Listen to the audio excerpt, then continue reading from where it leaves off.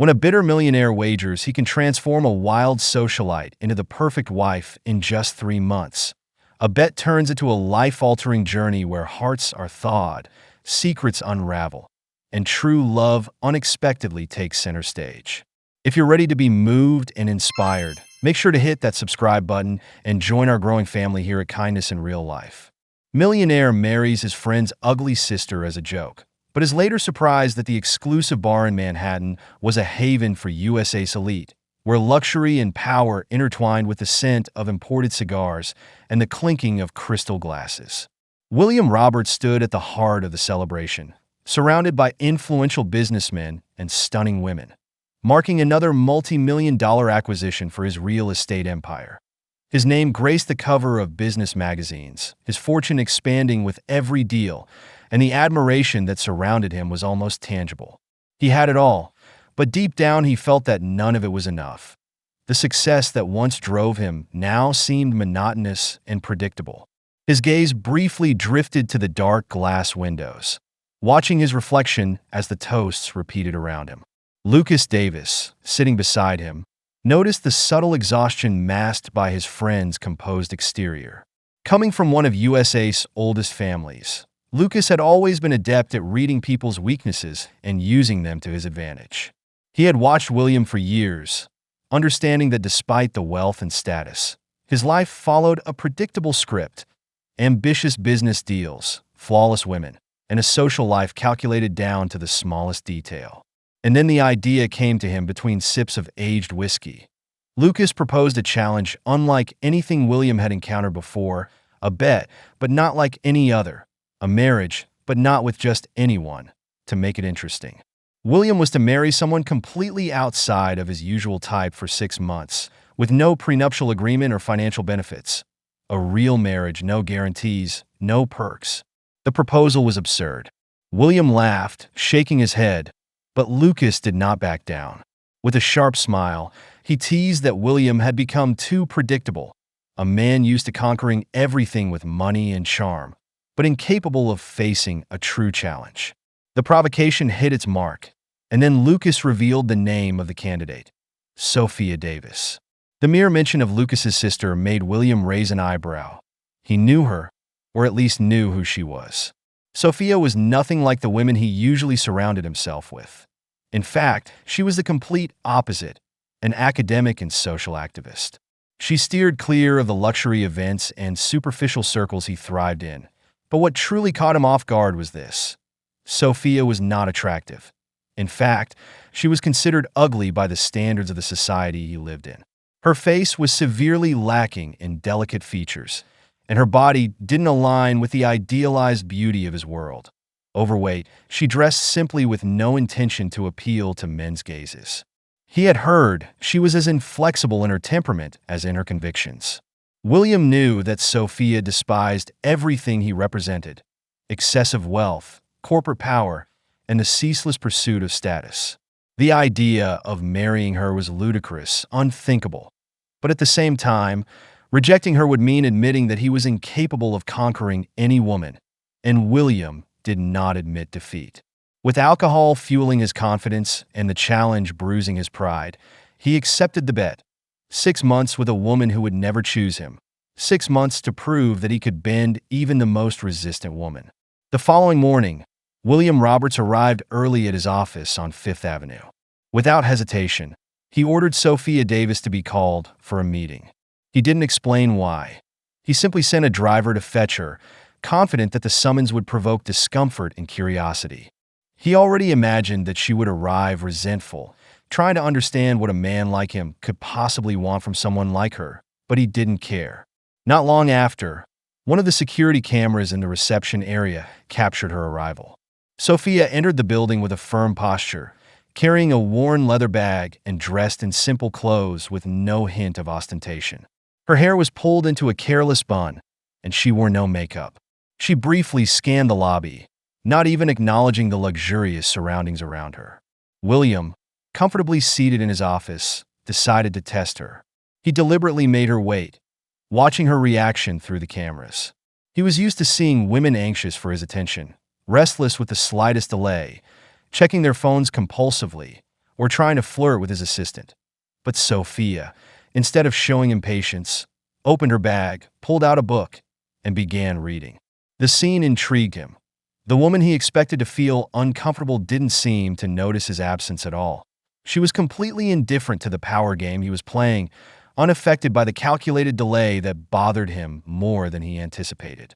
After a long 40 minutes, he finally summoned her to his office. She entered without hesitation and stopped in front of his desk, showing no signs of nervousness. Her eyes analyzed him with a mix of distrust and boredom, as though she were looking at a predictable man. William crossed his fingers on the table and got straight to the point. He explained the proposal without any pretension, expecting her to react with shock or outrage. He told her about the bet, the 6-month marriage, and the absence of any financial benefits. To any other woman, the offer would have seemed absurd, even insulting, but Sophia remained silent for a few moments, simply observing him. Then, to his surprise, she accepted. William blinked several times, as if he hadn't fully understood. She didn't ask for reasons. She didn't get indignant, didn't laugh, didn't show the disdain he had expected. Instead, she laid down her own conditions. She wouldn't quit her job at the university, wouldn't change her routine, and wouldn't become a decorative wife to be paraded at events. She made it clear that for her, this marriage would only be a formality and that he should expect nothing beyond that. The coldness with which she spoke unsettled him. He expected resistance, perhaps attempts at bargaining, maybe even insults, but Sophia acted as if the entire situation didn't hold any significance for her, as if his presence didn't affect her at all. When he tried to provoke her by implying that her world was more complicated than she thought, Sophia dismantled him with sharp words. She told him that he lived in an ego bubble, a world of superficiality where power and money were the only measures of worth. She questioned his worldview, asking what meaningful contribution he had ever made beyond amassing fortunes and manipulating business deals. Her voice didn't tremble, and her gaze didn't waver. William, used to being admired, felt a disorienting irritation for the first time in years. Not because she insulted him, but because her words carried a weight he didn't know how to rebut. When the conversation ended and Sophia stood up to leave, William watched her with new eyes. She was different not by her appearance, but by what she conveyed: an uncommon strength, a sharp intelligence, an absolute resistance to the power he so effortlessly wielded. If you're watching this far, I'm sure you're liking it, so I want to ask you to subscribe to the channel. The notification arrived without any prior warning in the middle of a chaotic afternoon between strategic meetings and phone calls involving million-dollar figures. William Roberts received a brief and direct email from Sophia Davis. The subject line was clear: wedding date. He opened the message expecting a proposal for dates, perhaps a request to adjust the timing to match his schedule. But no, Sophia had already set everything. Wednesday at 9 in the morning, Civil Registry, Brooklyn. No consultation, no regard for his busy agenda, no room for negotiation. For a moment, he thought about simply ignoring the message. After all, he was the one in control, not Sophia. Who did she think she was to decide the date without even informing him? His natural instinct was to have his assistant rearrange everything and reschedule for a more convenient day. But before taking that step, he decided to call Sophia. She picked up on the second ring, as though she had already anticipated his call. "I hope you've seen my message," she said without preamble. William reclined in the leather chair in his office, trying to keep his composure. "I saw it. The problem is Wednesday doesn't work for me." "Well, it works for me." There was a pause. He wasn't used to being contradicted in such a direct way. "Sophia, I have important meetings on Wednesday. Cancel them. If you can't attend, there's no wedding." And without waiting for a response, she hung up. When William stared at the phone for a few seconds, stunned, he realized she had hung up on him. He couldn't remember the last time someone had dared to do that. He was a man who set deadlines, commanded negotiations, and decided the direction of entire companies. And yet here he was, having to rearrange his schedule to get married on a day he hadn't chosen. On the morning of the wedding, he arrived at the registry office impeccably dressed as usual. A custom navy blue suit, a high-end Swiss watch, and a pair of gold cufflinks. His posture was that of a man who knew the impact of his presence. He never went unnoticed. But when he spotted Sophia, he realized she hadn't made the slightest effort to dress for the occasion. No elegant dress, no signs of preparation. She wore a modest suit with flat shoes. Her hair was tied up in an unpretentious bun, and her face was clean of makeup. She carried only a folder with documents. Nothing about her indicated that this was an important day. The judge greeted them without ceremony, verifying signatures and reading through the terms of the marriage with the impassiveness of someone who performed dozens of weddings daily. There were no flowers, no music, no guests, no hint of celebration.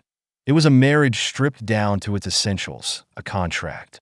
When it came time to conclude the ceremony, William, purely out of protocol, leaned in slightly, preparing for a symbolic kiss. After all, even if this was a marriage of convenience, he wouldn't let go of appearances. But before he could complete the gesture, Sophia raised her hand and gripped his firmly. "That's enough," she said, looking him directly in the eye. It was a calculated gesture, a clear boundary, no room for interpretation. The message was delivered. This was just an agreement, nothing more. As they left the registry office, William tried to regain control of the situation. After all, even if the marriage was nothing more than a contract, he was still a man of influence, and his wife couldn't simply disappear. After the ceremony, "We can have lunch," he suggested, pointing to the luxury car park nearby. "I know a great restaurant in Santa Fe." Sophia looked at him without the slightest interest. "I have a meeting with my students at the university. You can reschedule." No, the refusal came without hesitation, leaving no room for argument. William blinked, surprised. She was actually rejecting his invitation to lunch. No woman had ever turned down an invitation from him, especially not to one of the city's most exclusive restaurants. He had expected resistance. He had expected provocation, but he hadn't expected to be simply ignored. "It's just lunch, Sophia. We can discuss a few things about the marriage. It's all settled." And without any ceremony, she raised her hand to hail a taxi. William watched, perplexed, as she got into the car without looking back. She didn't wait for him to open the door, didn't ask how she would get home, didn't show any interest in the world he offered. She simply left. When he returned to his car, William remained silent for a few minutes.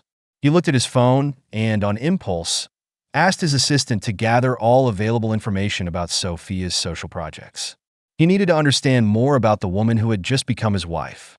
He had always believed that money and power were irresistible, that everyone, deep down, had a price.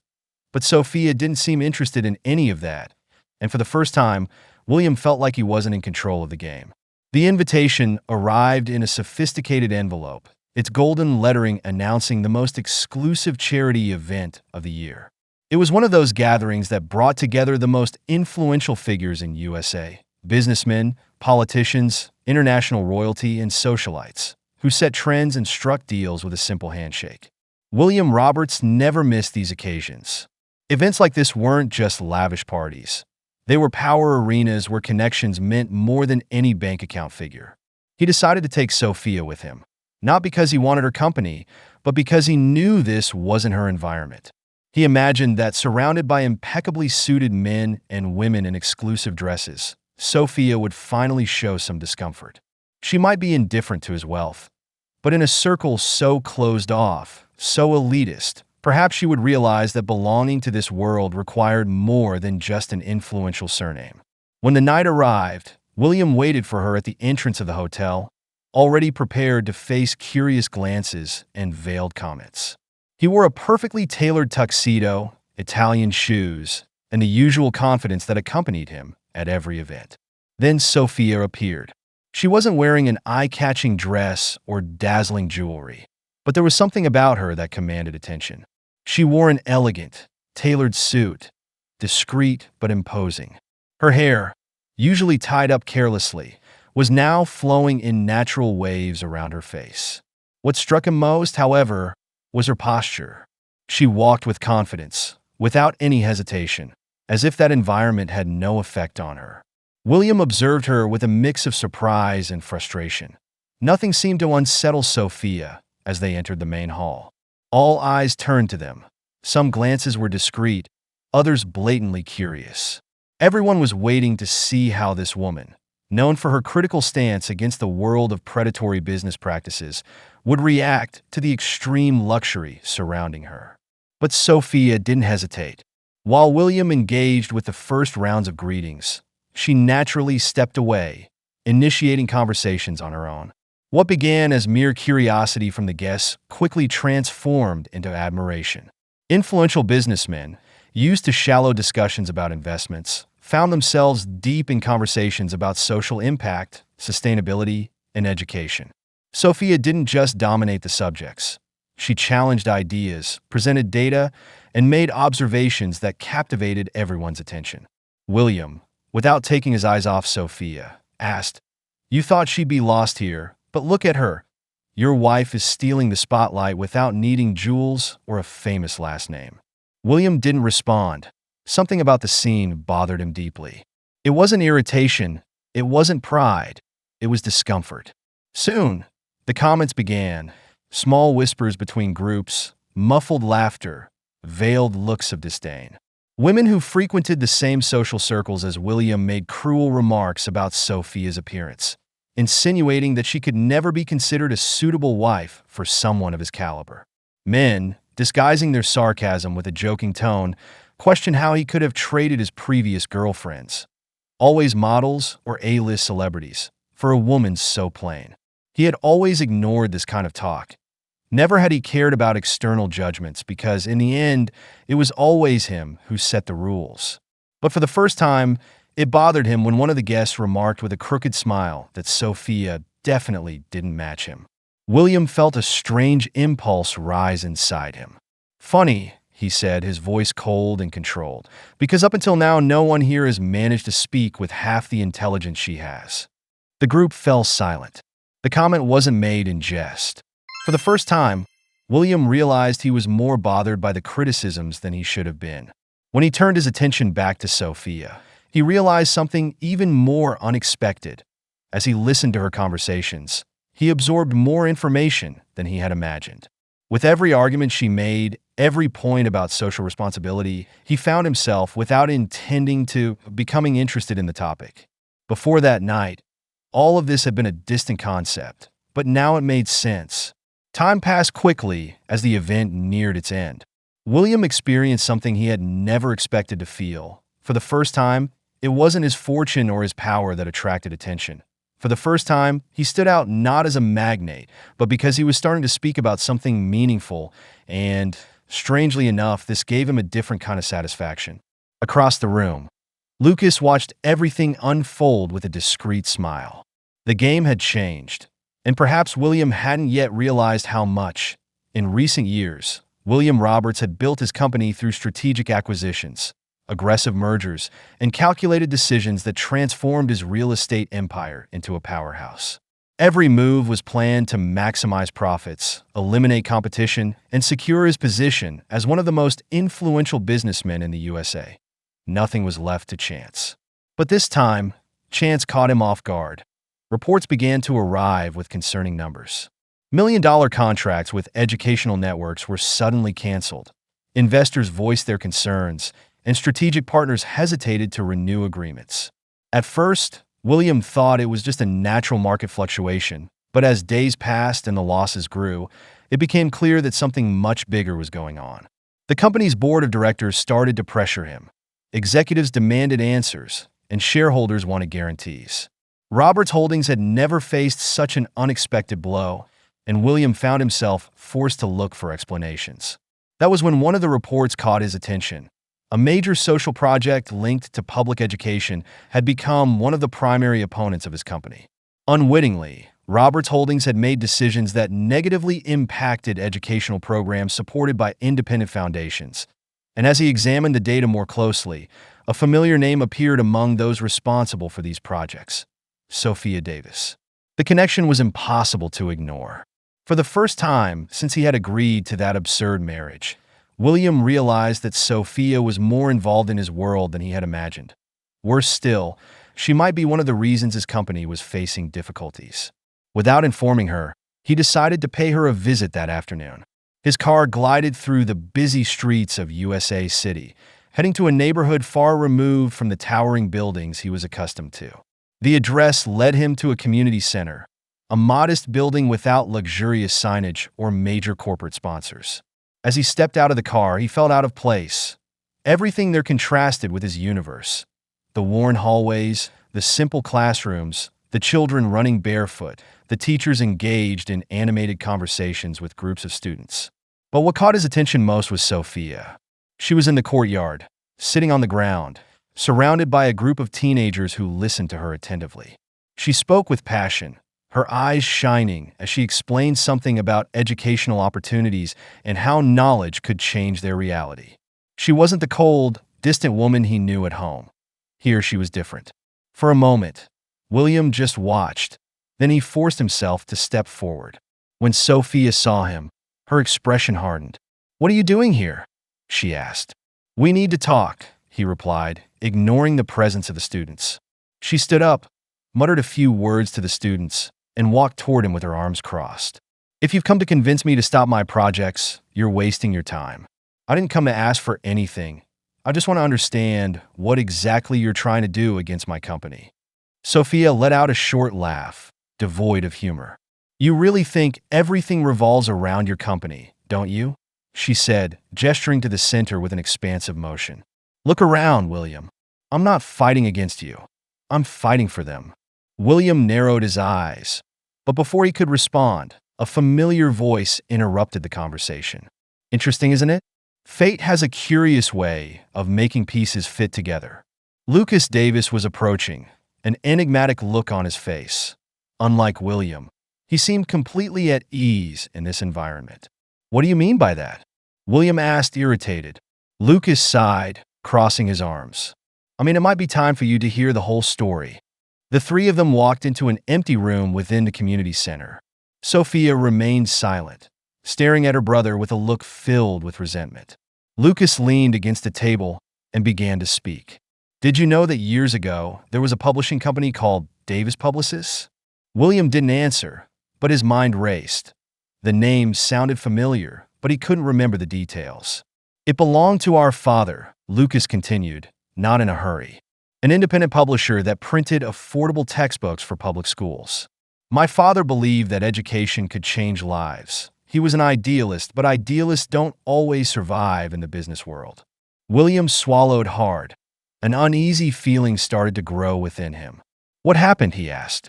"Robert's Holdings happened," Sophia answered finally, breaking her silence. Her voice was as cold as ice.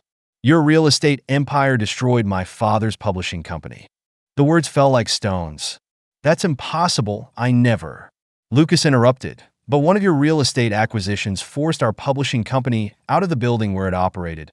A small blow for you, a death sentence for us. My father could never recover. The publishing house went bankrupt. He lost everything, and not long after, he became ill." William felt something he hadn't recognized in years: remorse. Then Lucas pulled an envelope from his pocket and handed it to him. "I left this for you."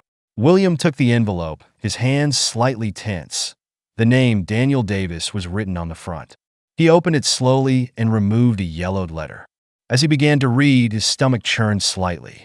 For the first time, William Roberts wondered if he had really built anything of value, if the entire empire he had built was worth the cost of the lives he had crushed along the way. The event hall was elegantly lit, but without excess. It was a refined, functional space where the focus wasn't on luxury, but rather on the social causes being discussed. That night, businessmen, activists, and academics circulated between the tables, exchanging ideas and contacts, while speakers took the stage to talk about the challenges of education in the USA. William Roberts was there as a special guest. Ever since he had started to understand the true importance of social projects, he had been trying to maintain a more active role in these circles. He still wasn't exactly sure why he was doing it.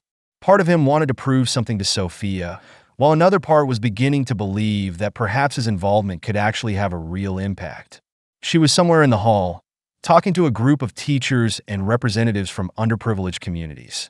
She wore a simple outfit, but carried herself with a strong, assured presence. William observed her for a moment, feeling a weight in his chest. He needed to tell her the truth. It no longer made sense to keep this secret. He knew he had made a mistake in the past, even if unintentionally. He knew that his empire had been built on ruins he had never stopped to see, and now, standing before Sophia, before the legacy of her father, he couldn't ignore what he had done any longer. He waited until she was alone, getting a glass of water near the main table. He approached slowly. "We need to talk." She looked at him, surprised by the serious tone of his voice. "Now, yes, it's important," Sophia sighed, tired. The past few days had been intense, and their already fragile relationship seemed to hang between cold coexistence and moments of quiet truce. They walked to a more secluded area of the hall. William hesitated for a moment, but knew he could no longer delay. "Sophia, I've discovered something that you need to know. Something about your father." "Father?" She furrowed her brow, crossing her arms. "What do you mean?" He took a deep breath. "Roberts Holdings was responsible for the bankruptcy of your publishing company." The sentence hung in the air for a few seconds like an invisible blow that took time to sink in. Sophia blinked as though her mind was trying to process what she had just heard. "What?" "My business group bought the building where Davis Puan was located. The acquisition displaced your father's company, and he could never recover. I didn't know this at the time, but now I know." Sophia's face hardened. "You're telling me my family was destroyed by your empire?" William tried to maintain his composure, but there was something in her gaze that unsettled him. "I didn't do it intentionally, but yes, my company caused that." Anger took over Sophia's expression, and she took a step back as if needing space to breathe.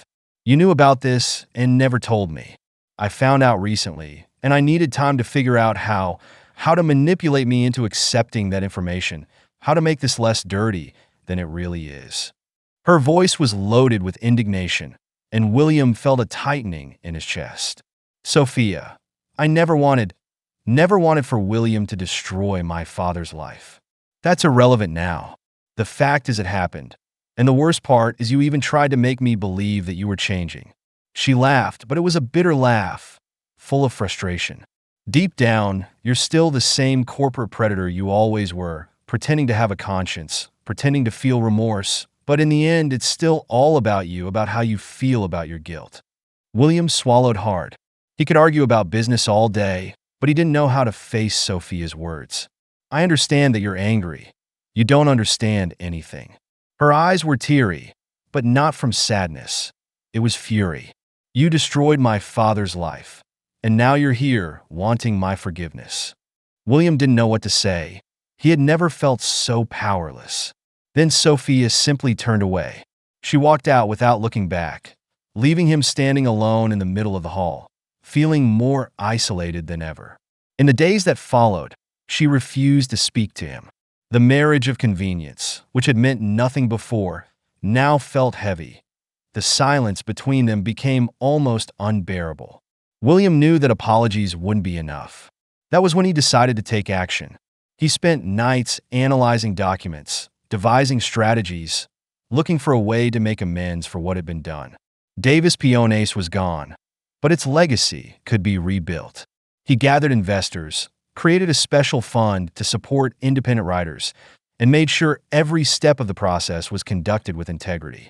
The new publishing house would be funded by him, but operated autonomously, free from any influence of Roberts Holdings. When everything was in place, he took the documents and placed them in an envelope without signing his name, without including a business card. At the end of the afternoon, he drove to the NGO where Sophia worked. She wasn't there. It was for the best. He left the envelope on her desk and left without expecting any response.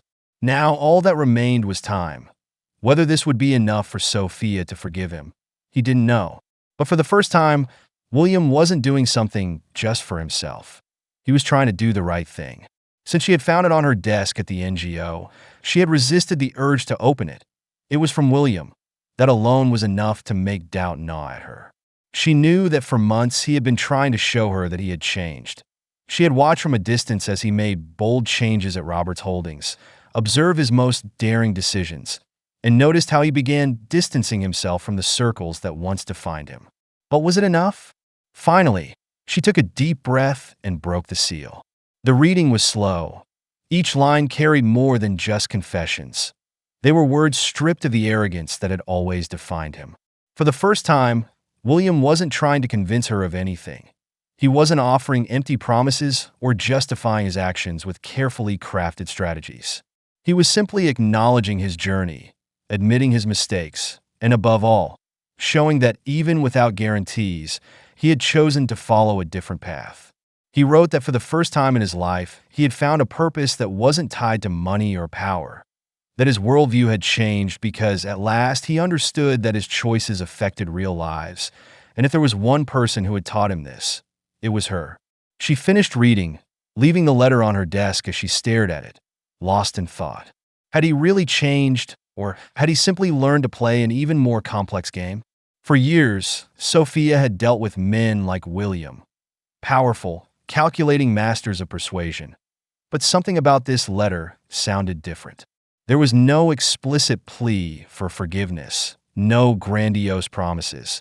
There was only the truth of someone who was finally starting to understand what really mattered.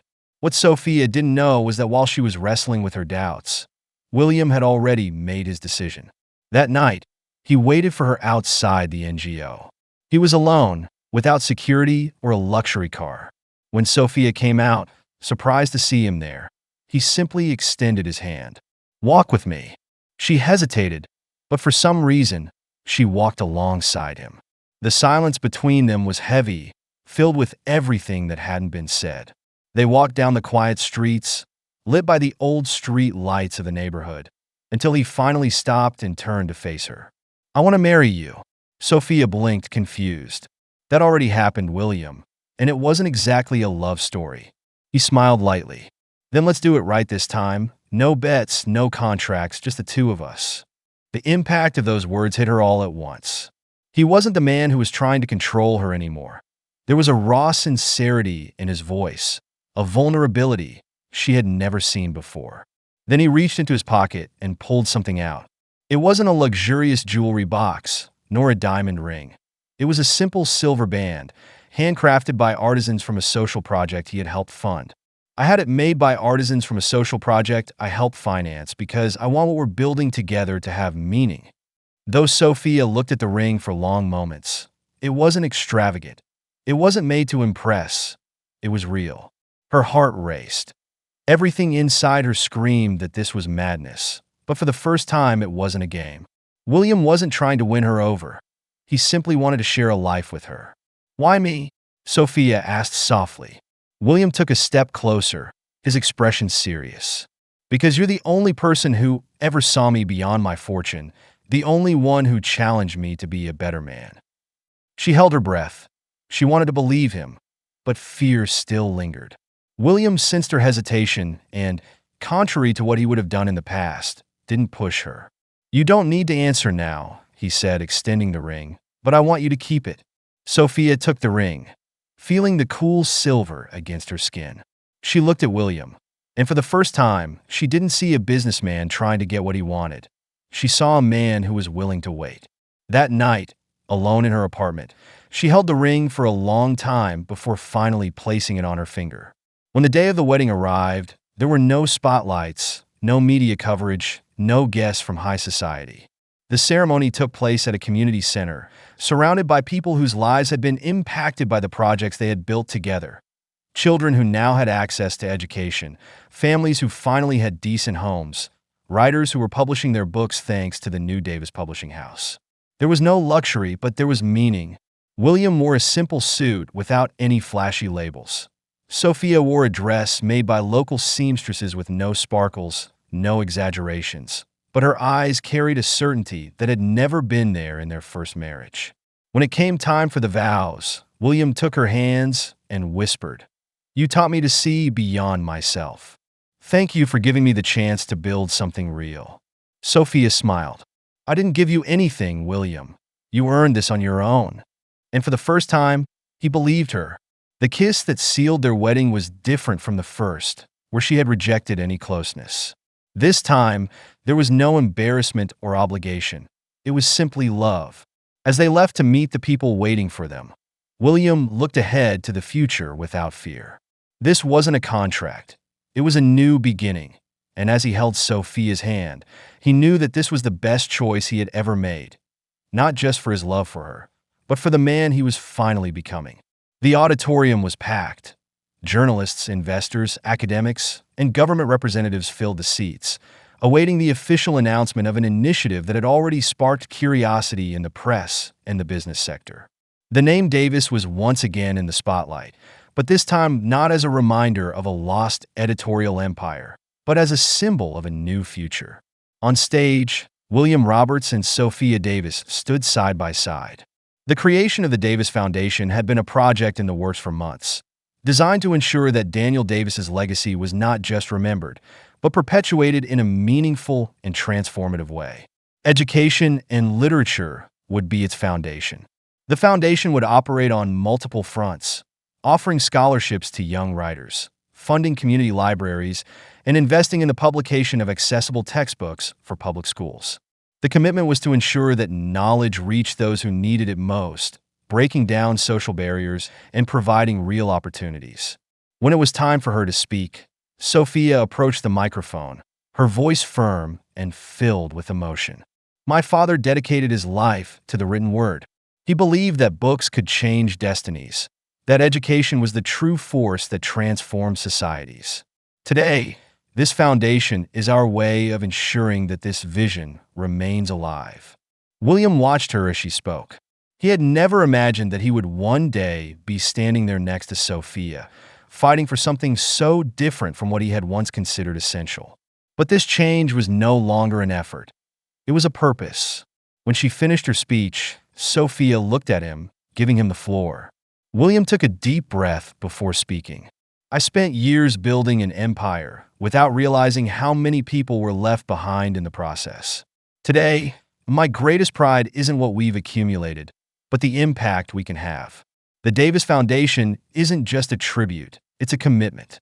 The room erupted in applause. But for William, that was only the beginning. In the months that followed, Roberts Holdings underwent a complete transformation. What had once been a company focused solely on expansion and profit maximization became an innovative corporate model, balancing financial growth with social impact. The results were immediate. Though the initial changes had caused resistance, it soon became clear that the Roberts model was not only sustainable, but highly effective. Affordable housing projects began revitalizing entire communities. Educational programs sponsored by the company increased graduation rates, and small publishing houses began to thrive thanks to the financial support of the foundation. The world began to take notice. Specialized magazines dedicated entire issues to the Roberts Holdings phenomenon, questioning whether this model could be replicated in other corporations. Some called William Roberts a visionary. Others called him crazy, but no one could ignore the numbers. The company was growing in an innovative way, proving that profit and social responsibility didn't have to be opposites. The initiative also spread beyond USA's borders. Companies in other countries began to draw inspiration from the Roberts model. International conferences invited William and Sophia to speak about the fusion of business and social impact. European corporations began reassessing their strategies, adopting more sustainable and humanized measures. What once seemed impossible was now becoming a new business paradigm. The change also reached universities. The case of Roberts Holdings became a subject of study in business and economics courses, challenging old conceptions of capitalism and innovation. Sophia, who had once dedicated herself exclusively to teaching, began receiving invitations to conferences and academic events around the world, advocating that companies had a vital role to play in social transformation. Despite all the progress, William knew that his greatest legacy wasn't the company or the awards he was beginning to receive. His true legacy lay in the lives that had been transformed at the new headquarters of the Davis Foundation. A mural featured the image of Daniel Davis, accompanied by a phrase he had always repeated: "The true wealth of a man is in the knowledge he shares." As William and Sophia stood together in front of that mural, they realized that despite everything, they had found something that no amount of money could buy: a purpose greater than themselves. The silence of the morning was broken by the soft sound of paper unfolding. Sophia felt her heart race as she looked at the test result in her hands. 2 lines, positive. The world around her seemed to slow down for a moment. The past few months had been an avalanche of changes, challenges, and rebuilds, but nothing had prepared her for this. She was pregnant. She sat down on the edge of the bed, her fingers lightly pressing the paper. William, how would he react? Even after everything we've been through, there were still traces of the man I knew at the beginning. Controlled, calculating, accustomed to having mastery over all variables in life. How would he handle something so unpredictable? But before thinking about what to say, she knew she needed to process it herself. Being a mother had never been in her plans.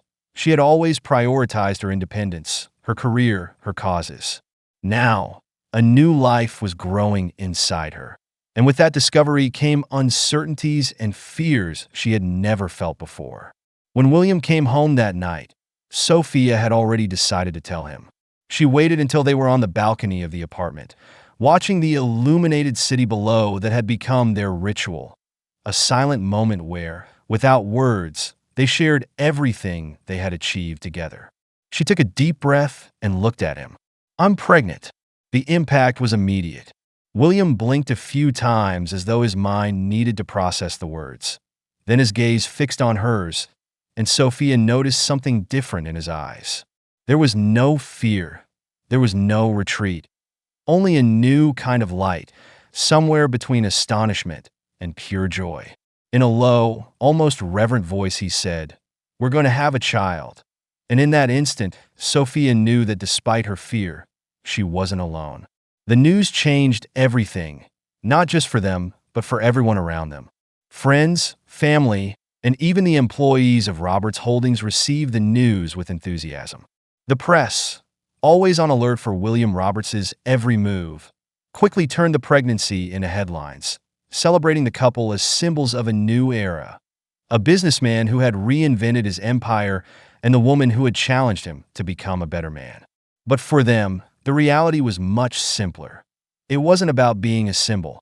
It was about a family they were beginning to form, about a love that against all odds had grown amid the chaos. One night, sitting together in the living room of their new home, William ran his fingers gently over Sophia's still flat stomach and whispered, "Do you think he or she will love books like you?" Sophia smiled, resting her hand on his. "I hope so, but if they take after you, they'll be stubborn." He laughed, pulling her into an embrace. She didn't know it yet, but William had never imagined having a family. He had grown up surrounded by power and wealth, but without real affection. Now, with Sophia by his side, he realized that this was his greatest achievement.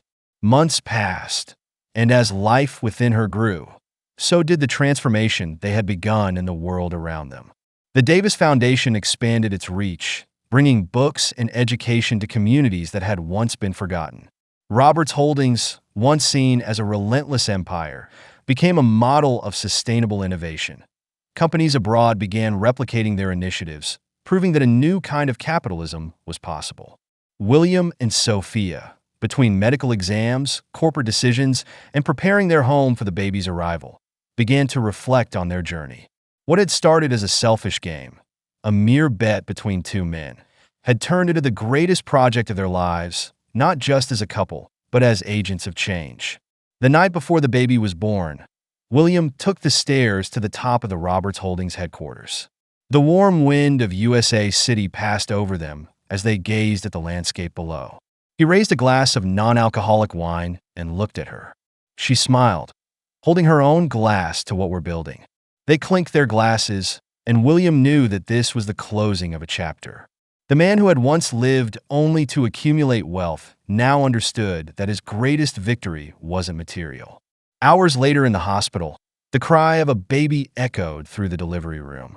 William held his child for the first time, feeling the true weight of this new life in his arms. He looked at Sophia, exhausted but radiant, and knew that everything, absolutely everything, had led them to this moment. The city continued to shine outside, but for the first time, William Roberts understood that the world that truly mattered was right there in his hands. In conclusion, this story reminds us that true success lies not in accumulating wealth or power, but in embracing change and personal growth. William and Sophia's journey shows that every challenge we face can be transformed into an opportunity for self-improvement and deeper connection. By confronting our own shortcomings and learning from our past mistakes, we pave the way toward a more compassionate and meaningful life. Their transformation teaches us that vulnerability is not a weakness, but rather the foundation of genuine relationships and lasting change. Let this be a call to action, to remain honest with ourselves, to welcome the lessons hidden in adversity, and to strive for a future where empathy and integrity lead the way.